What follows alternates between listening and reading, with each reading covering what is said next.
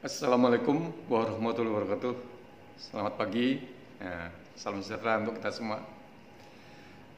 Eh, Perkenalkan, nama saya Muji Santosa, dosen mata kuliah pelaksanaan belanja negara kepada para mahasiswa diploma 3 keberbendaraan negara kelas 45 sama kelas 46. Mari kita membahas mengenai pelaksanaan belanja negara.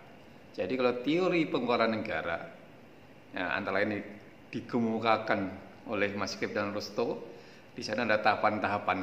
Ya, tahapan yang pertama adalah peran negara sangat dominan. Ya, negara menyediakan infrastruktur, negara menyediakan fasilitas. Tahapan berikutnya adalah mulai ada keterlibatan dari sektor swasta. Berikutnya dalam tahap yang berikutnya lagi, lebih dominan lagi peran dari swasta. Negara hanya memfasilitasi kebutuhan-kebutuhan pokok, ya, inti dari warganya, ya.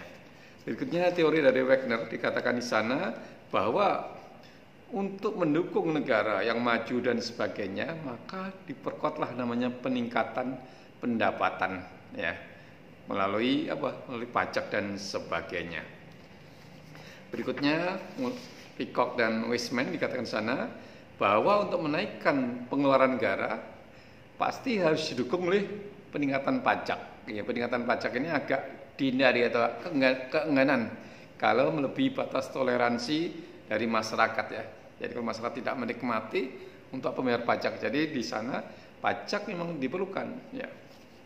Berikutnya kalau kita lihat lagi, ya, ketika kondisi negara melakukan pengeluaran besar, apalagi dalam kondisi perang, ya, maka negara perlu didukung oleh pinjaman, apakah pinjaman dari masyarakat dalam negerinya ataukah masyarakat luar negeri.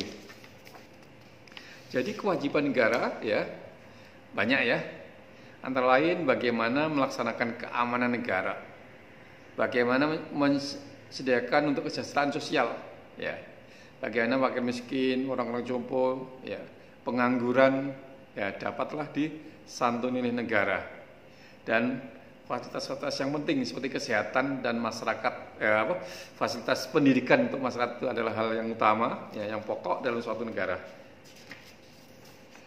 Berikutnya, ya, sekilas yang saya sampaikan ini, ya, mungkin kita lebih implementatif lah.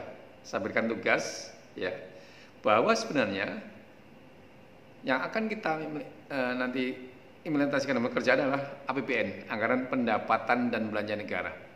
Jadi APBN itu bukan tiba-tiba muncul di sana, dimulai dari apa? Mulai dari rencana pembangunan jangka panjang, ya. Rencana pembangunan jangka panjang, terus diturunkan menjadi RPJM, rencana pembangunan jangka menengah. Nah, saya minta tolong, apa itu RPJM? Dan kita masuk dalam RPJM tahun berapa sampai tahun berapa? Ini silahkan, ya, dikerjakan.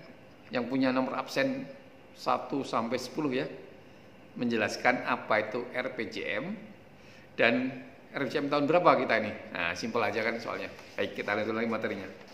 Berikutnya, kalau kita pahami APBN kita, ya, anggaran pendapatan belanja negara, di sana ada banyak-banyak pengeluaran.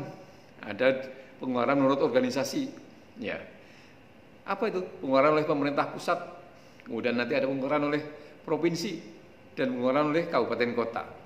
Berikutnya kalau menurut sifatnya, ya, ada pengeluaran untuk investasi, pengeluaran untuk penciptaan lapangan kerja, pengeluaran untuk kesejahteraan masyarakat, dan sebagainya, ya. Kemudian, ya, dalam APBN kita, kalau kita lihat strukturnya, ya, di sana ada pengeluaran belanja.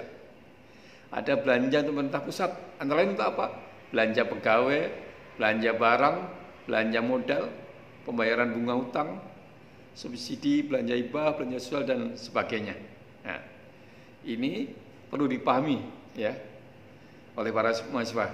Jadi saya menugaskan pada nomor 11 sampai nomor 20 menjelaskan apa itu belanja barang, apa itu belanja modal. Ya, silakanlah, ya, mungkin bisa mereferensi ke bagian akun standar, ya, BAS, silahkan dicari di internet. Berikutnya keluaran pemerintah pusat, ada juga dana yang dialokasikan ke daerah. Apa itu wujudnya? Dana perimbangan, ya, DAK, ya, dana alokasi khusus, dana perimbangan, dana otonomi khusus, dan yang lain-lain lagi. Kemudian untuk APBN, ya, ada juga namanya pengeluaran untuk pembiayaan. Apa itu pengeluaran untuk pembiayaan? Pengeluaran digunakan untuk apa? Obligasi pemerintah, pembayaran obligasi pemerintah, pembayaran pokok pinjaman luar negeri, pembiayaan lain-lain. Jadi struktur APBN dikenal ada namanya pendapatan. Ya, saya minta pada yang nomor 21 sampai nomor 30, berapa pendapatan rencananya APBN 2020 ini, ya, pendapatan berapa, pengeluaran berapa, dan berikutnya pembiayaan berapa. Jadi ada 3 unsur yang dicari, ya, pengeluaran, pendapatan, terus pengeluaran, yang ketiga pengeluaran yang khusus pembiayaan. Ya, silakan dicari. Berikutnya ada namanya pengeluaran untuk provinsi. Di sana ada apa? Untuk belanja. Belanja, ya, ini agak berbeda sedikit di sini. Ada namanya belanja operasi, belanja modal, belanja terduga.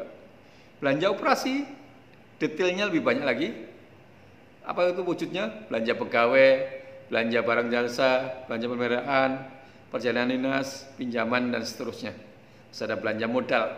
Ya. Di sana terdiri apa? Belanja aset tetap dan aset lain-lain. Jadi tolong pada nomor absen berapa? 31 sampai 40, ya. Saya mohon skema ini, pengeluaran provinsi ini mengikuti peraturan pemerintah nomor berapa. Kemudian jelaskan apa itu belanja aset tetap, apa itu belanja aset lain-lain. Ya, silakan, ya, dicari di internet, gampang aja itu. Ya. Pengeluaran untuk provinsi juga ada yang diteruskan, ya. Yang diteruskan ke mana? Ke kabupaten, kota, dan desa. Ya. Demikian juga ada pengeluaran pembiayaan, ya, untuk APBD provinsi, ya. Pembayaran untuk apa? Pembayaran pokok pinjaman, penyertaan modal pemerintah, belanja investasi, dan sebagainya. Demikian juga sekarang APBD. Jadi tadi APBN untuk pusat, ya, untuk provinsi ada APBD provinsi, untuk kabupaten kota juga ada APBD kabupaten, ada juga APBD kota. Ya, APBD kabupaten kota ini hampir mirip lah skemanya tadi dengan pengeluaran untuk provinsi. Ya, di sana ada belanja operasi, ada belanja modal, belanja tak terduga, dan ada juga penerusan, ya. Ada bagi hasil pendapatan ke desa, kelurahan, ada pengeluaran untuk pembiayaan. Nah, ini yang saya sampaikan, ya. Silahkan dikerjakan, ya. Tadi ada 4 tugas, ya. Kepada nomor absen 1 sampai 10, absen 11 sampai 20, absen 21 sampai 30, 31 sampai 40, semuanya mudah. Silahkan dicari di internet. Boleh kerjasama, boleh diskusi. Yang tidak boleh itu apa? Korupsi. Sekian, terima kasih. Semoga bermanfaat.